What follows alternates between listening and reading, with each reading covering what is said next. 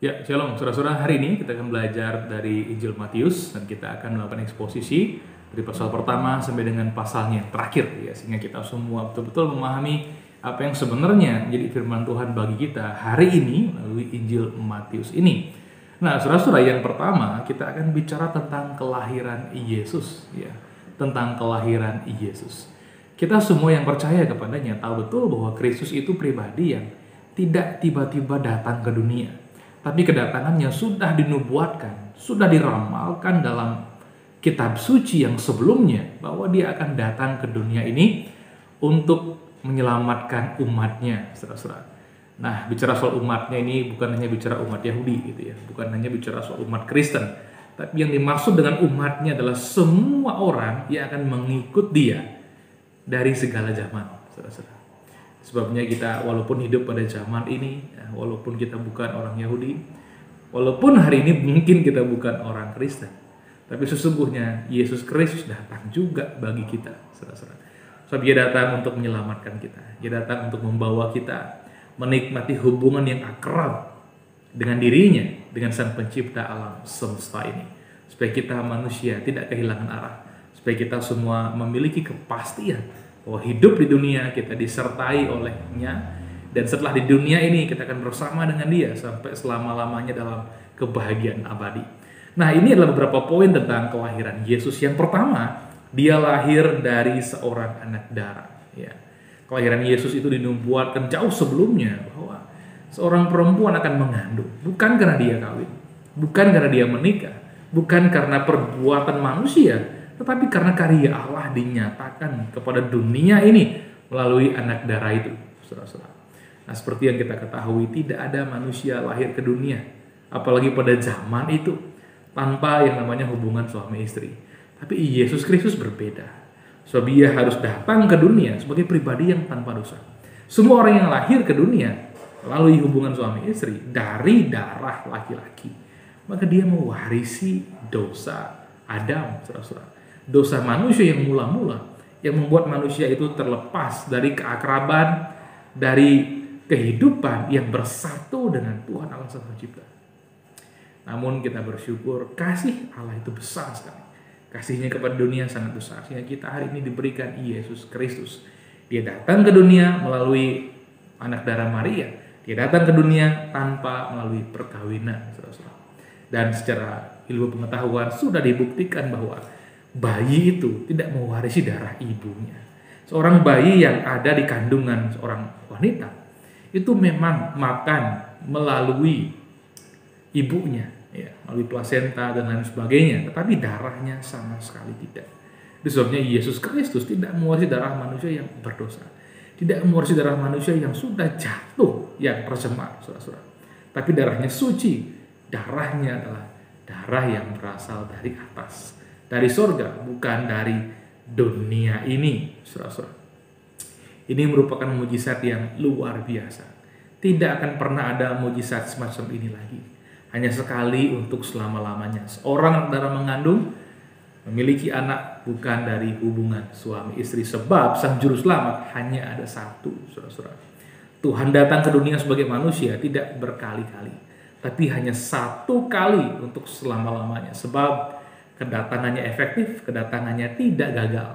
Dia berkarya dan karyanya sempurna, saudara-saudara. Jadi kalau kita hari ini sudah pernah mendengar cerita tentang Tuhan Yesus, atau melihat di televisi, melihat di media, melihat di banyak tempat orang-orang merayakan kelahirannya, ingatlah satu hal, bahwa dia datang ke dunia bagi kita semua.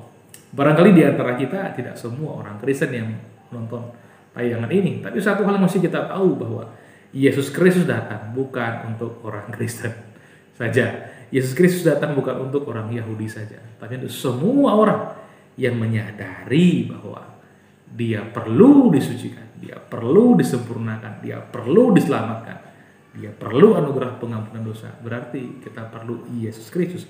Nah, itu yang pertama, dia datang dikandung dari Roh Kudus, bukan dari hubungan suami istri. Berikutnya yang kedua, saudara, bahwa dia harus dinamai Yesus gitu ya.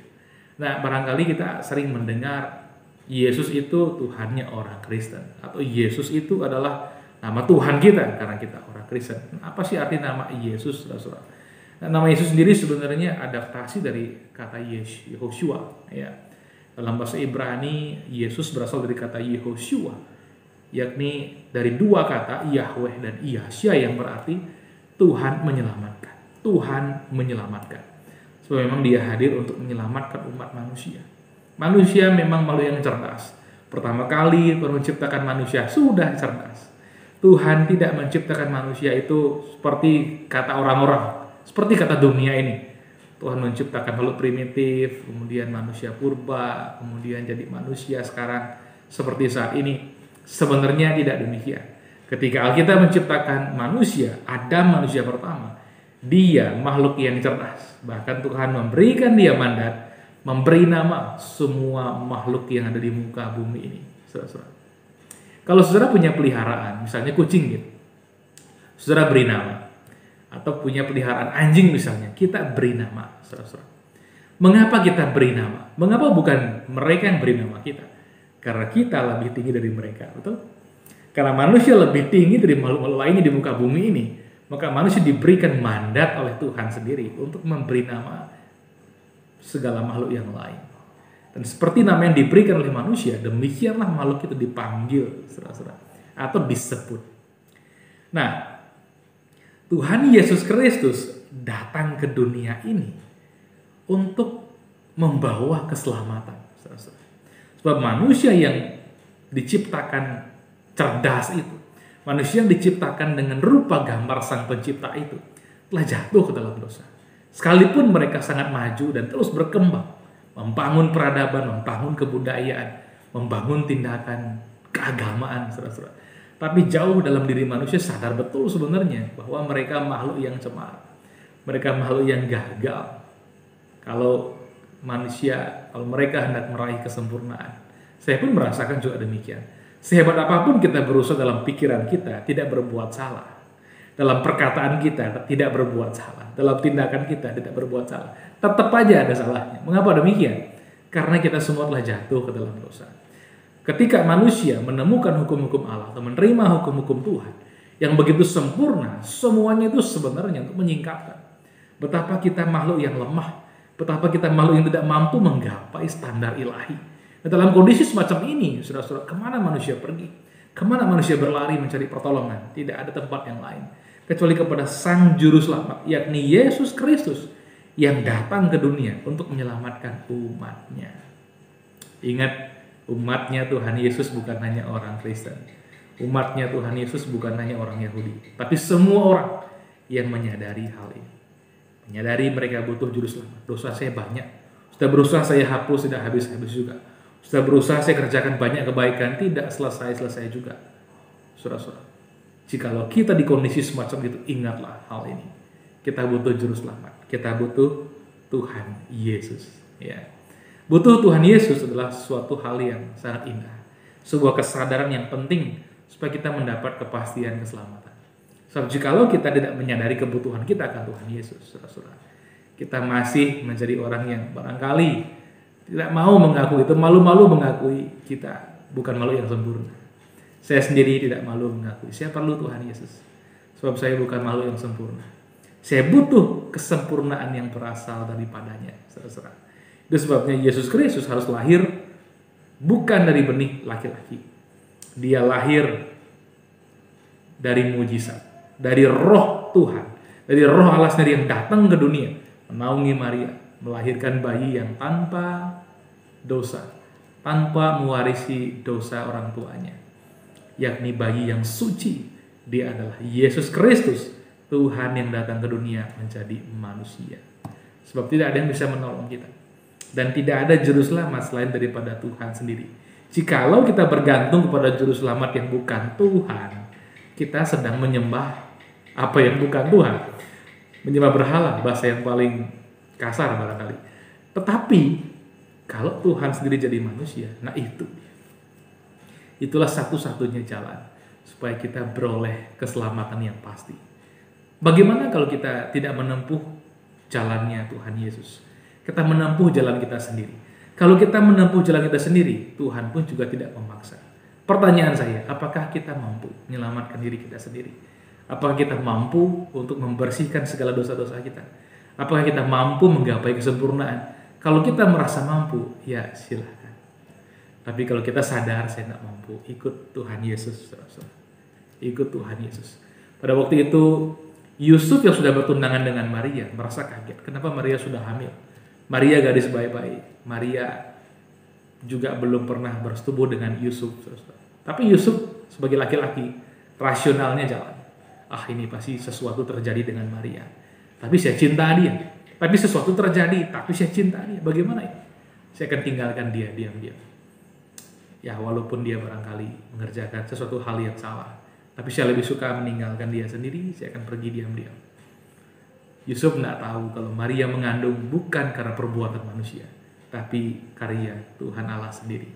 Ketika Yusuf ragu, dan ketika dia hendak melaksanakan rencananya, dan ketika dia beristirahat pada malam hari itu, Tuhan hadir dalam mimpinya melalui malaikat utusannya. Malaikat itu berkata, Yusuf jangan takut mengambil Maria sebagai istrimu, sebab bayi yang dikandungnya berasal dari Roh Kudus. Roh Kudus itu roh Tuhan, roh Allah sendiri, saudara-saudara. Dan kita bersyukur hari ini, kita yang dulu barangkali sempat ragu, tapi Roh Kudus bekerja meyakinkan kita. Kita barangkali sempat tidak tahu dan kehilangan arah, tapi Roh Kudus menolong kita untuk memilih apa yang tepat, saudara-saudara. Bagi saya, Yesus Kristus adalah jawabannya, adalah jalannya. So tidak ada jalan lain yang memberi kita kepastian yang kokoh. Dan saudara-saudara, tidak ada yang Tuhan minta, hanya satu hal yang Tuhan minta, yakni supaya hati kita percaya kepadanya. Jangan pandang remeh soal kepercayaan. Bukankah semua relasi kita di dunia ini bergantung kepada kepercayaan? Jikalau seorang kehilangan kepercayaan dari orang lain, semuanya bubar, tidak bisa bekerja sama apapun. Demikian juga dengan Tuhan. Jikalau kita percaya kepadanya, itu yang paling membuat Tuhan itu bersuka cita dan berkenan menerima kita. Saya percaya kepada Tuhan Yesus Kristus, sebab saya tahu saya bukan orang yang sempurna. Saya pun tidak bisa meraih kesempurnaan. Saya tidak bisa selamatkan diri saya dari dosa-dosa saya. Karena saya tidak mau dihukum oleh karena dosa-dosa saya, atau dijerat oleh segala pelanggaran saya sebagai manusia keturunan Adam. Saya memilih Yesus Kristus yang telah menanggung segala penghukuman karena segala dosa-dosa saya dan dosa seluruh dunia, sehingga hari ini semua kita yang percaya beroleh hidup yang kekal. Setiap bulan Desember banyak orang merayakan Yesus Kristus. Bahkan orang yang tidak kenal dia pun juga merayakannya. Karena lumayan saudara-saudara bisa menolong, memeriahkan situasi pada bulan Desember. Orang-orang yang punya toko, orang-orang yang punya usaha, menghiasi tempat usaha mereka dengan hiasan Natal. Itu ibaratnya bersuka cita di sekeliling hadiah, tetapi tidak membuka hadiah itu. Kalau kita diberi hadiah, apakah kita hanya bersuka cita menerima hadiah itu tanpa membuka isinya? Kalau kita hanya bersuka cita, ya kita seperti orang-orang lain yang tidak kenal Tuhan Yesus, yang merayakan hari raya Natal, tetapi tidak tahu siapa Yesus. Tapi saya membuka hadiah Natal itu, merayakan Yesus yang adalah Tuhan dan Juru Selamat saya. Tuhan yang hidup, Tuhan yang Maha Kuasa, yang telah datang ke dunia sebagai manusia, tanpa dosa, tidak pernah melakukan dosa, di pikiran, di hati, di perkataan, di tindakannya, sehingga dia menjadi Juru Selamat saya. Saya yang jatuh ke dalam dosa diangkatnya naik, menjadi milik kesayangannya abadi sampai selama-lamanya. Jadi saudara-saudara, hari ini bagaimana? Apakah kita akan menetapkan hati kita dan menerima Tuhan Yesus di hati kita, atau kita melewatkannya begitu saja? Saudara-saudara, beranikah engkau percaya? Kalau saya memilih untuk percaya, sebab saya tahu tidak ada jalan lain. Usaha saya sudah buntu, usaha saya sudah tidak ada kepastian. Tapi bersama dengan Tuhan Yesus, saya punya kepastian yang kokoh. Sebab Dia satu-satunya pribadi yang maha suci, telah hidup dengan sempurna, lahir tanpa dosa, dan mati sebagai korban yang sempurna untuk membayar hutang dosa saya, membayar harga keadilan, kebenaran ilahi. Sehingga hari ini saudara, saya menerima Dia. Kiranya saudara juga menerima Dia. Sebab hidup kita adalah anugerah daripadanya. Dan jikalau kita bertopang kepada Dia, maka hidup kita akan berlanjut. Tidak hanya di dunia ini, tapi sampai kepada kebahagiaan abadi bersama dengan Dia di dalam Taman Firdaus, taman yang penuh sukacita di sorga yang mulia bersama Tuhan Yesus. Haleluya. Amin.